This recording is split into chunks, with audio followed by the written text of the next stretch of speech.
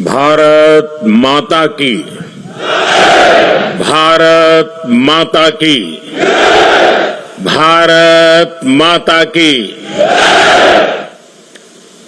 सरदार साहब की ओजस्व वाणी statue of unity के समीप ये भव्य कार्यक्रम एकता नगर का ये विहंगम दृश्य और यहां हुई शानदार परफॉर्मेंसेज, ये मिनी इंडिया की झलक, सब कुछ कितना अद्भुत है, कितना प्रेरक है। 15 अगस्त और 26 जनवरी की तरह ही 31 अक्टूबर को होने वाला ये आयोजन पूरे देश को नई ऊर्जा से भर देता है। मैं राष्ट्रीय एकता दिवस पर सभी देशवासियों को बहुत बहुत बधाई देता हूं।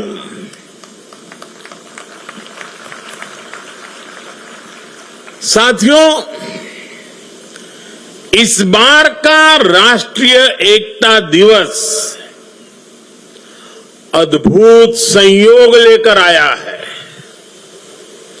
एक तरफ आज हम एकता का उत्सव मना रहे हैं, वहीं दूसरी तरफ दीपावली का भी पावन पर्व है। दीपावली दीपों के माध्यम से पूरे देश को जोड़ती है, पूरे देश को प्रकाशमय कर देती है।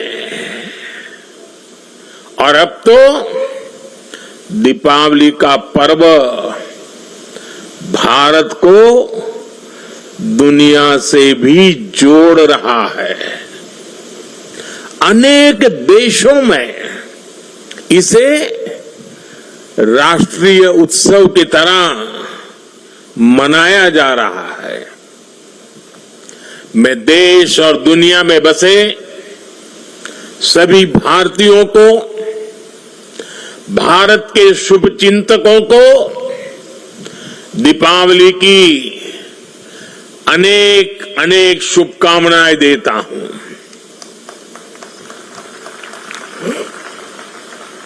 साथियों, इस बार का एकता दिवस एक और वजह से भी विशेष है। आज से सरदार पटेल का 150वां जन्म जयंती वर्ष शुरू हो रहा है। आने वाले 2 वर्षों तक देश सरदार पटेल की 150वीं जन्म जयंती का उत्सव मनाएगा।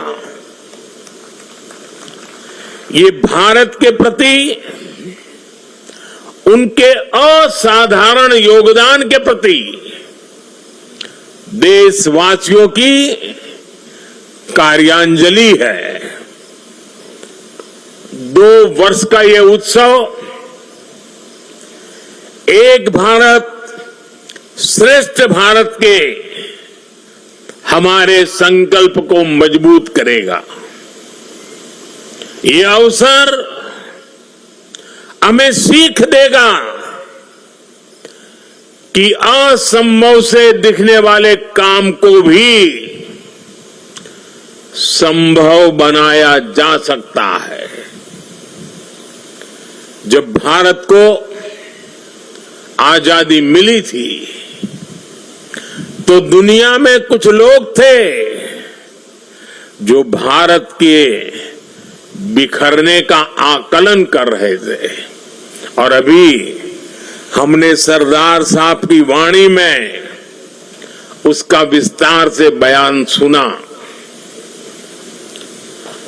उन लोगों को जरा भी उम्मीद नहीं थी कि सैकड़ों रियासतों को एकजुट करके फिर से एक भारत का निर्माण हो पाएगा। लेकिन सरदार साहब ने ये करके दिखाया। ये इसलिए संभव हुआ क्योंकि सरदार साहब व्यवहार में यथार्थवादी, संकल्प में सत्यवादी, कार्य में मानवतावादी और ध्येय में राष्ट्रवादी थे।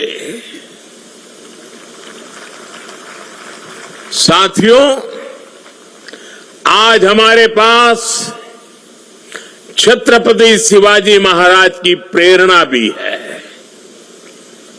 उन्होंने आक्रांताओं को खदेड़ने के लिए सबको एक किया। ये महाराष्ट्र का रायगढ़ किला आज भी साक्षात वो गाथा कहता है। छत्रपति शिवाजी महाराज ने रायगढ़ के किले से राष्ट्र के अलग अलग विचारों को एक उद्देश्य के लिए एकजुट किया था। आज यहां एकता नगर में हम रायगढ़ के उस ऐतिहासिक किले के उसकी छवि हमारे सामने प्रेरणा का प्रतीक बन के खड़ी है।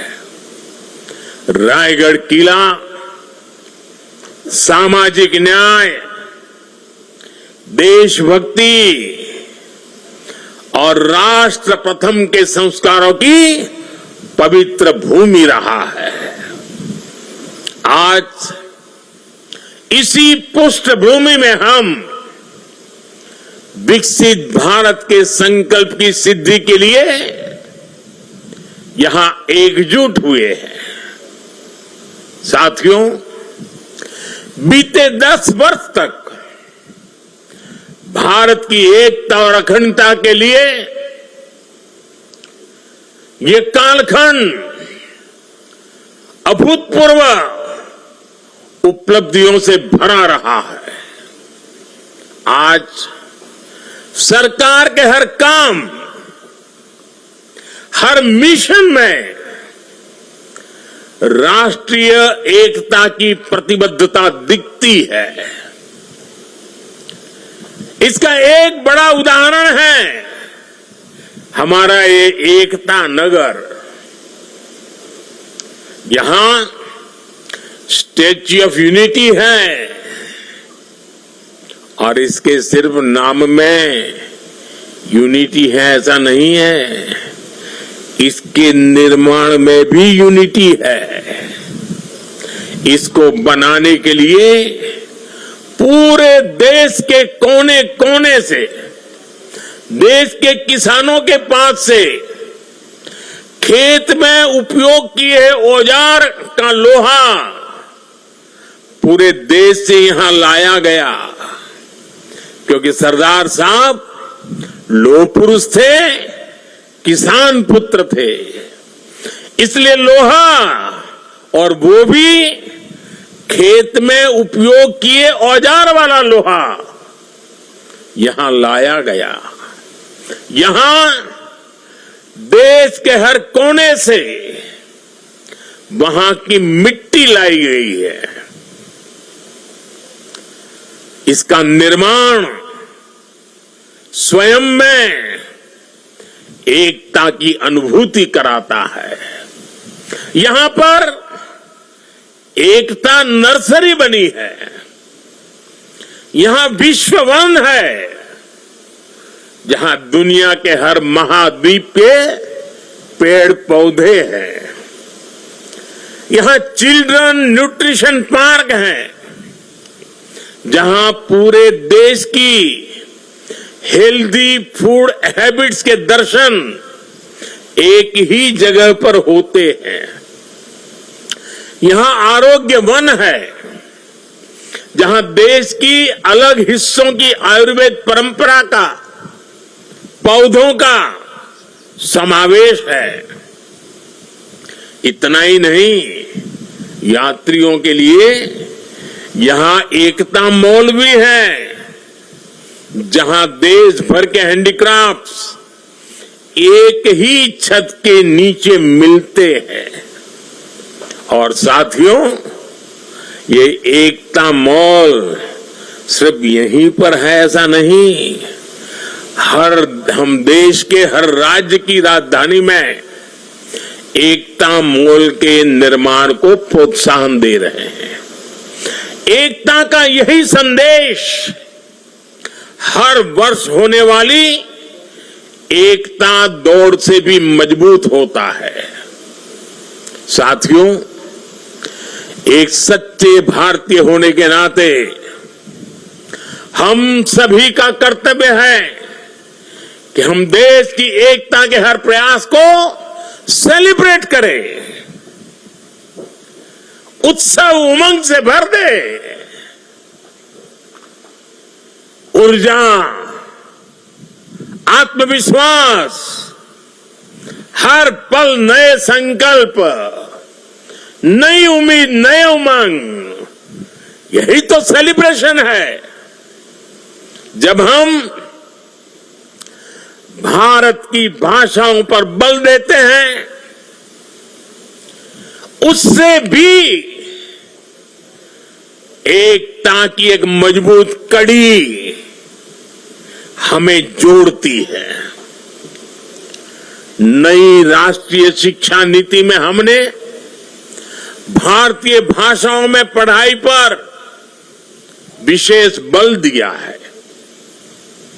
और आप सबको पता है, और देश ने गौरव भी अनुभव किया, दुनिया भर में उसे उत्सव के रूप में बनाया गया।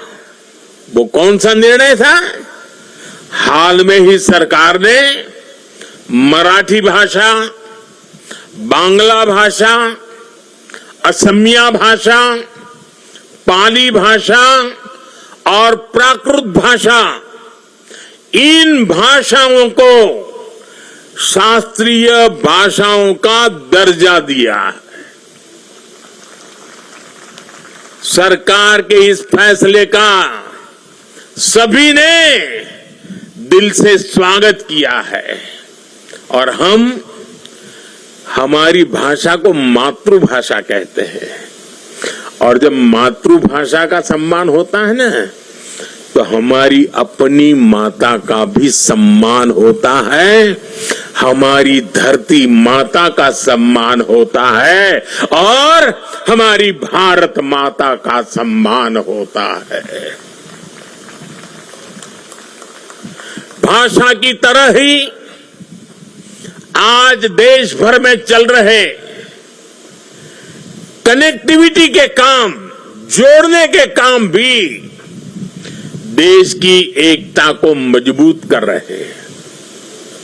रेल हो, रोड हो, हाईवे हो और इंटरनेट जैसे आधुनिक इंफ्रास्ट्रक्चर के ने गांव को शहरों से जोड़ा है। जब कश्मीर और नॉर्थ ईस्ट की राजधानियां रेल से जुड़ती हैं, जब लक्षद्वीप और अंडमान निकोबार द्वीप अंडर सी केबल से तेज इंटरनेट से जुड़ते हैं, जब पहाड़ों पर लोग मोबाइल नेटवर्क से जुड़ते हैं, तब विकास की दौड़ में पीछे छूट जाने का भाव समाप्त हो जाता है आगे बढ़ने की नई ऊर्जा अपने आप जन्म लेती है। देश की एकता का भाव सशक्त होता है। साथियों, पहले की सरकारों की नीतियों में और नीयत में भेदभाव का भाव भी देश की एकता को कमजोर करता रहा है।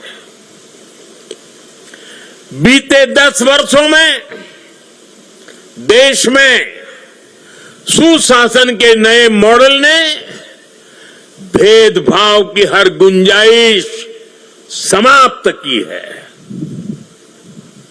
हमने सबका साथ, सबके विकास का रास्ता चुना है। आज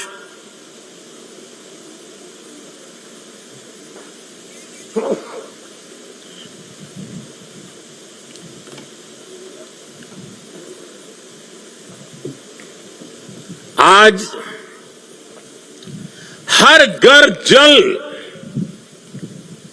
इस योजना से बिना भेदभाव जल पहुंचाने का प्रयास हो रहा है। आज पीएम किसान सम्मान निधि सबको मिलती है तो सबको बिना भेदभाव मिलती है। आज पीएम आवास के घर मिलते हैं तो सबको बिना भेदभाव मिलते हैं। आज आयुष्मान योजना का लाभ मिलता है तो बिना भेदभाव हर पात्र व्यक्ति को इसका फायदा होता है। सरकार की इस अप्रोच ने समाज में, लोगों में दशकों से व्याप्त असंतोष को समाप्त किया है। इस वजह से लोगों का सरकार पर भरोसा बढ़ा है, देश की व्यवस्थाओं पर भरोसा बढ़ा है। विकास और विश्वास की यही एकता एक भारत श्रेष्ठ भारत के निर्माण को गति देती है। और मुझे पूरा विश्वास है हमारी हर योजना में, हमारी हर नीति में और हमारी नीयत में एकता हमारी प्राण शक्ति है। इसे देख करके, सुन करके सरदार साहब की आत्मा जहां भी होगी हमें अवश्य आशीर्वाद देती होगी। साथियों, पूज्य बापू महात्मा गांधी कहा करते थे, विविधता में एकता को जीने के हमारे सामर्थ्य की निरंतर परीक्षा होगी। गांधी जी ने कहा था और आगे कहा था, इस परीक्षा को हमें हर हाल में पास करते रहना है। बीते 10 साल में भारत ने विविधता में एकता को जीने के हर प्रयास में सफलता पाई है। सरकार ने अपनी नीतियों और निर्णयों में एक भारत की भावना को लगातार मजबूत किया है। आज वन नेशन वन आइडेंटिटी यानी आधार की सफलता हम सब देख रहे हैं और दुनिया इसकी चर्चा भी करती है। पहले भारत में अलग अलग टैक्स सिस्टम थे। हमने one nation one tax system GST बनाया। हमने one nation one power grid से देश के पावर सेक्टर को मजबूत किया। वरना एक वक्त था कहीं बिजली तो होती थी, कहीं अंधेरा होता था, लेकिन बिजली पहुंचाने के लिए ग्रिड टुकड़ों में बटी पड़ी थी। हमने वन नेशन वन ग्रिड इस संकल्प को पूरा किया। हमने one nation one ration card से गरीबों को मिलने वाली सुविधाओं को एक साथ जोड़ दिया, एकीकृत किया। हमने आयुष्मान भारत के रूप में one nation one health insurance की सुविधा देश के जन जन को दी है। साथियों, एकता के हमारे इन प्रयासों के तहत ही अब हम वन नेशन वन इलेक्शन पर काम कर रहे हैं, जो भारत के लोकतंत्र को मजबूती देगा, जो भारत के संसाधनों का ऑप्टिमम आउटकम देगा और देश विकसित भारत के सपने को पार करने में और नई गति प्राप्त करेगा, समृद्धि प्राप्त करेगा। भारत आज one nation one civil code यानी सेक्युलर सिविल कोड की तरफ भी बढ़ रहा है। और मैंने लाल किले से इस बात का जिक्र किया था।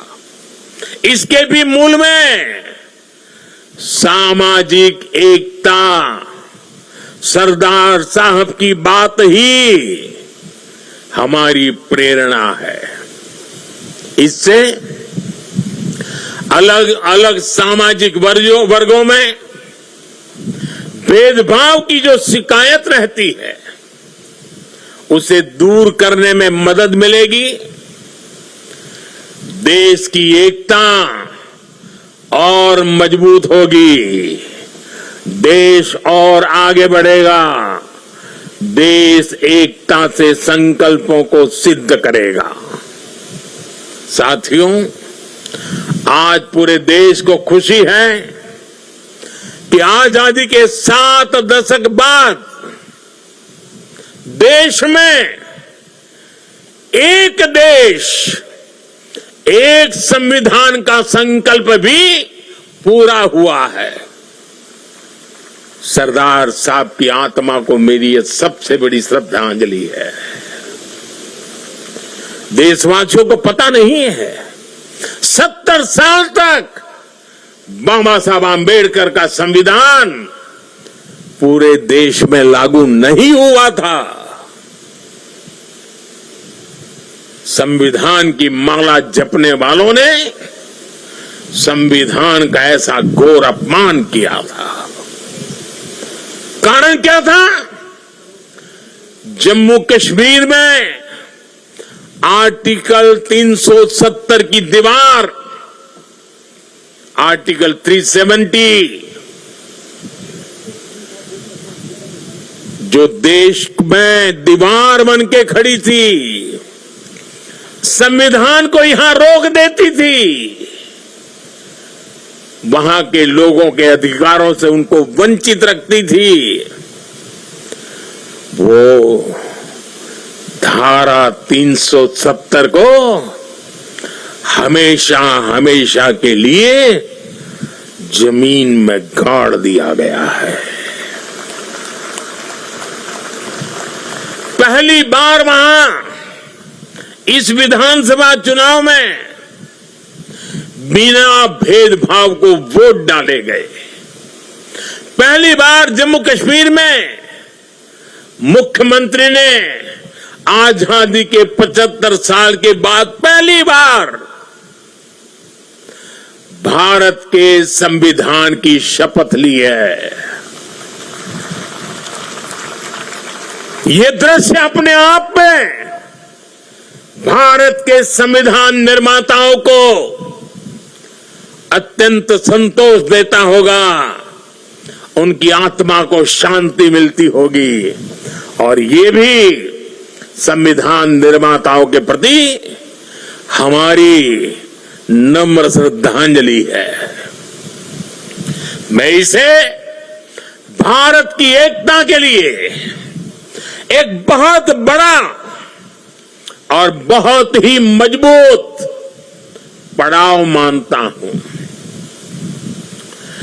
जम्मू कश्मीर की देशभक्त जनता ने अलगाव और आतंक के बरसों पुराने एजेंडे को खारिज कर दिया है। उन्होंने भारत के संविधान को, भारत के लोकतंत्र को विजयी बनाया है। अपने अपने वोट से 70 साल से चल रहे अपप्रचार को ध्वस्त कर दिया है। मैं आज राष्ट्रीय एकता दिवस पर जम्मू कश्मीर के देशभक्त लोगों को, भारत के संविधान पर सम्मान करने वाले लोगों को बहुत ही आदरपूर्वक सैल्यूट करता हूं। साथियों, बीते 10 साल में भारत ने ऐसे अनेक मुद्दों का समाधान किया है जो राष्ट्रीय एकता के लिए खतरा थे। आज आतंकियों के आकाओं को पता है कि भारत को नुकसान पहुंचाया तो भारत उन्हें छोड़ेगा नहीं। आप नॉर्थ ईस्ट में देखिए कितने बड़े संकट थे। हमने संवाद से, विकास और विश्वास से अलगाव की आग को शांत किया। बोडो समझौते ने असम में 50 सालों का विवाद खत्म किया है। ब्रू रियांग एग्रीमेंट, इसके कारण हजारों विस्थापित लोग अनेक दशकों के बाद अपने घर लौटे हैं। National liberation front of Tripura से हुए समझौते ने लंबे समय से चल रही अशांति खत्म की है। असम और मेघालय के बीच के सीमा विवाद को काफी हद तक हम सुलझा चुके हैं। साथियों, जब 21वीं सदी का इतिहास लिखा जाएगा तो उसमें एक स्वर्णिम अध्याय होगा कि कैसे भारत ने दूसरे और तीसरे दशक में नक्सलवाद जैसी भयानक बीमारी को जड़ से उखाड़ दिखाया, उखाड़ करके फेंका।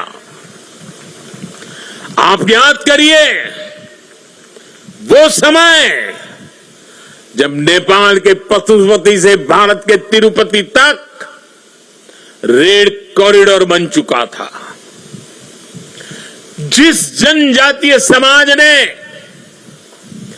भगवान बिरसा मुंडा जैसे देशभक्त दिए, जिन्होंने हमारे सीमित संसाधनों के बावजूद भी देश के हर कोने में मेरे आदिवासी भाई बहनों ने आजादी के लिए अंग्रेजों से मुकाबला किया, ऐसे जनजातीय समाज में सोची समझी साजिश के तहत नक्सलवाद के बीज बो गए, नक्सलवाद की आग भड़काई गई। ये नक्सलवाद भारत की एकता और अखंडता के लिए बहुत बड़ी चुनौती बन गया था। मुझे संतोष है कि बीते 10 साल के अथक प्रयासों से आज नक्सलवाद भी भारत में अपनी अंतिम सांसें गिन रहा है। आज मेरा आदिवासी समाज उसे भी दशकों से जो प्रतीक्षा थी वो विकास उसके घर तक पहुंच रहा है और इससे बेहतर भविष्य का विश्वास भी पैदा हुआ है। साथियों, आज हमारे सामने एक ऐसा भारत है जिसके पास दृष्टि भी है, दिशा भी है। इतना ही नहीं, इसके साथ जो जरूरी है, दृष्टि हो, दिशा हो, लेकिन उसे जरूरत होती है दृढ़ता की। आज देश के पास दृष्टि है, दिशा है और दृढ़ता भी है। ऐसा भारत जो सशक्त भी है, ऐसा भारत जो समावेशी भी है, ऐसा भारत जो संवेदनशील भी है, ऐसा भारत जो सतर्क भी है, जो विनम्र भी है और विकसित होने की राह पर भी है। ऐसा भारत जो शक्ति और शांति दोनों का महत्व जानता है। दुनिया भर में मची भारी उथल पुथल के बीच सबसे तेज गति से विकास करना ये सामान्य बात नहीं है। जब अलग अलग हिस्सों में युद्ध हो रहे हो, तब युद्ध के बीच बुद्ध के संदेशों का संचार करना सामान्य नहीं है। जब दुनिया के अलग अलग देशों में रिश्तों का संकट है, तब भारत का विश्व बंधु बनकर उभरना सामान्य नहीं है। जब दुनिया में एक देश की दूसरे देश से दूरी बढ़ रही है, तब दुनिया के देश भारत से निकटता बढ़ा रहे हैं। ये सामान्य नहीं है, ये नया इतिहास रचा जा रहा है। आखिर भारत ने ऐसा क्या किया है? साथियों, आज दुनिया देख रही है कि भारत कैसे अपने संकटों का दृढ़ता के साथ समाधान कर रहा है। आज दुनिया देख रही है कि भारत कैसे एकजुट होकर दशकों पुरानी चुनौतियों को समाप्त कर रहा है। और इसलिए हमें इस महत्वपूर्ण समय पर अपनी एकता को सहेजना है, उसे संभालना है। हमने एकता की जो शपथ ली है, उसे बार बार याद करना है, उस शपथ को जीना है। जरूरत पड़े तो शपथ के लिए जूझना है। हर पल इस शपथ की भाव को अपने जोम से भरते रहना है। साथियों, भारत के बढ़ते सामर्थ्य से, भारत में बढ़ते एकता के भाव से कुछ ताकतें, कुछ विकृत विचार, कुछ विकृत मानसिकता है, कुछ ऐसी ताकतें बहुत परेशान है। भारत के भीतर और भारत के बाहर भी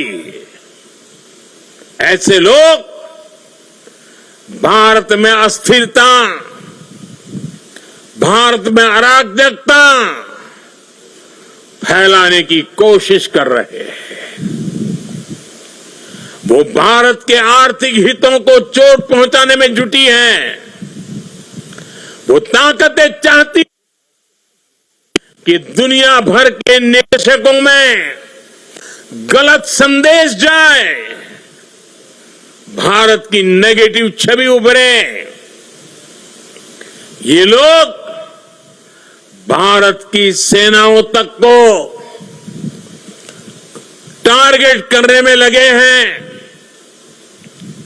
मिस इन्फॉर्मेशन कैंपेन चलाए जा रहे हैं। सेनाओं में अलगाव पैदा करना चाहते हैं। ये लोग भारत में जात पात के नाम पर विभाजन करने में जुटे हैं। इनके हर प्रयास का एक ही मकसद है, भारत का समाज कमजोर हो, भारत की एकता कमजोर हो। ये लोग कभी नहीं चाहते कि भारत विकसित हो, क्योंकि कमजोर भारत की राजनीति, गरीब भारत की राजनीति ऐसे लोगों को सूट करती है। 5-5 दशक तक इसी गंदी घिनौनी राजनीति देश को दुर्बल करते हुए चलाई गई है। इसलिए ये लोग संविधान और लोकतंत्र का नाम लेते हुए भारत के जन जन के बीच में भारत को तोड़ने का काम कर रहे हैं। अर्बन नक्सलियों के इस गठजोड़ को, इनके गठजोड़ को हमें पहचानना ही होगा। और मेरे देशवासियों, जंगलों में पनपा नक्सलवाद, बम बंदूक से आदिवासी नौजवानों को गुमराह करने वाला नक्सलवाद जैसे जैसे समाप्त होता गया, अर्बन नक्सल का नया मॉडल उभरता गया। हमें देश को तोड़ने के सपने देखने वाले, देश को बर्बाद करने की विचार को लेकर के चलने वाले, मुंह पर जूठे नकाब पहने हुए लोगों को पहचानना होगा, उनसे मुकाबला करना ही होगा। साथियों, आज हालत ये हो गई है कि आजकल एकता की बात करना तक गुनाह बना दिया गया है। एक समय था जब हम बड़े गर्व के साथ स्कूल, कॉलेज में, घर में, बाहर सहज रूप से एकता के गीत गाते थे। जो पुराने लोग हैं उनको पता है हम क्या गीत गाते थे। हिंद देश के निवासी सभी जन एक है, हिंद देश के निवासी सभी जन एक है, रंग रूप वेश भाषा चाहे अनेक है। ये गीत गाए जाते थे। आज की तारीख में कोई ये गीत गाएगा तो उसको अरबन नक्सलों की जमात गालियां देने का मौका पकड़े लेगी। और आज कोई अगर कह दे कि एक है तो सेफ है, तो ये लोग एक है तो सेफ है उसको भी गलत तरीके से परिभाषित करने में लगेंगे। जो लोग देश को तोड़ना चाहते हैं, जो लोग समाज को बांटना चाहते हैं, उन्हें देश की एकता अखर रही है। और इसलिए मेरे देशवासियों, हमें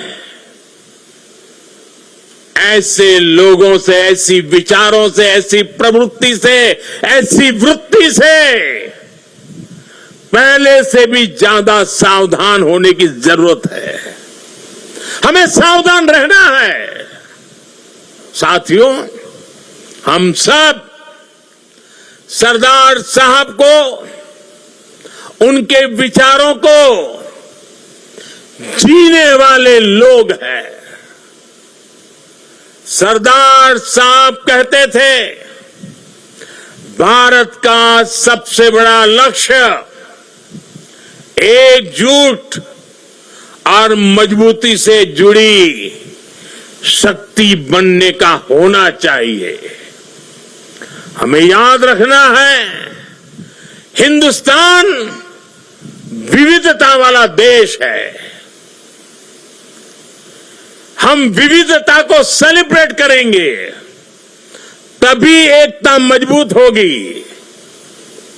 आने वाले 25 साल एकता के लिहाज से बहुत ही महत्वपूर्ण है। इसलिए एकता के इस मंत्र को हमें कभी भी कमजोर नहीं पड़ने देना है। हर झूठ का मुकाबला करना है, एकता के मंत्र को जीना है।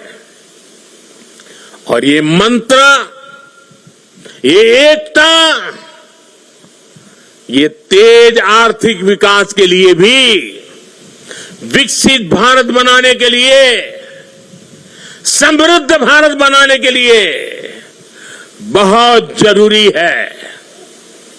एकता सामाजिक सद्भाव की जड़ी बूटी है। सामाजिक सद्भाव के लिए ये बहुत जरूरी है। अगर हम सच्चे सामाजिक न्याय को समर्पित है, सामाजिक न्याय हमारी प्राथमिकता है, तो एकता सबसे पहली पूर्व शर्त है। एकता बनाए रखना है। ये बेहतर सुविधाओं के निर्माण के लिए बिना एकता को गाड़ी चल नहीं सकती है। ये नौकरी के लिए, निवेश के लिए एकता जरूरी है। आइए हम एक होकर एक साथ आगे बढ़े। एक बार फिर आप सभी को राष्ट्रीय एकता दिवस पर मेरी ढेर सारी शुभकामनाएं। मैं कहूंगा, सरदार साहब आप सब बोलिए, अमर रहे, अमर रहे। सरदार साहब, सरदार पटेल, सरदार पटेल, सरदार पटेल।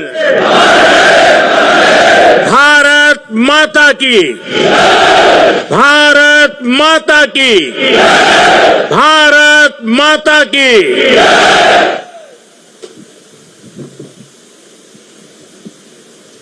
बहुत बहुत धन्यवाद माननीय प्रधानमंत्री जी आपका। राष्ट्रीय एकता दिवस पर सभी देशवासियों को आपका एकता का संदेश इस दिवाली के पावन अवसर पर ऊर्जा प्रदान करता है।